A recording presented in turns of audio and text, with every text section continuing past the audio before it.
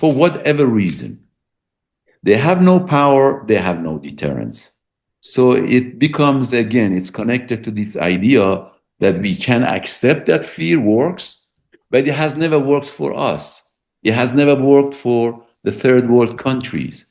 And that's intentional. That's intentional. Of course, we can't get out of this reality. This is the reality of the world order under democratic US regime that is institutionalized.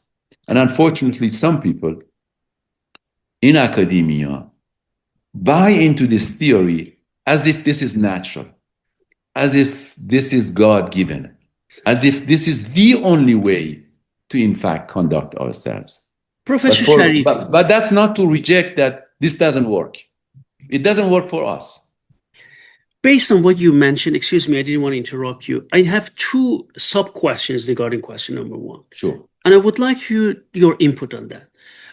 I worked in different countries and, different academic conferences. And, okay, we did like historical arms and armor, as you know. So I went to Ukraine many times, like 7 times. I was invited by the University of Kiev and Ministry of Defense.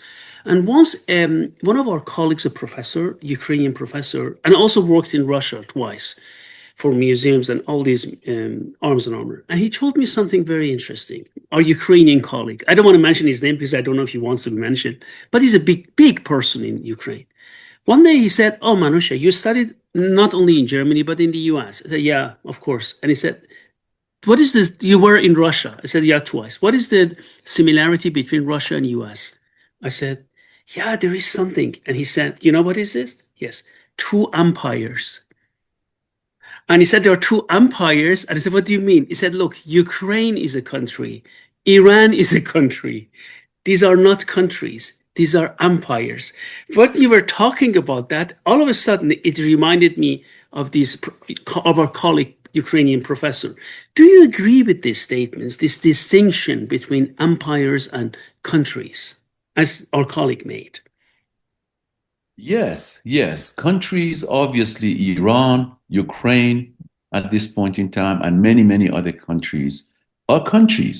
Countries is generic name for a territory with a certain people, with a certain history, and rivers and mountains and geographical and topographical and also demographical characteristics. It's generic. Now, when we're talking about a country, each country at this point in time has a state. The state is again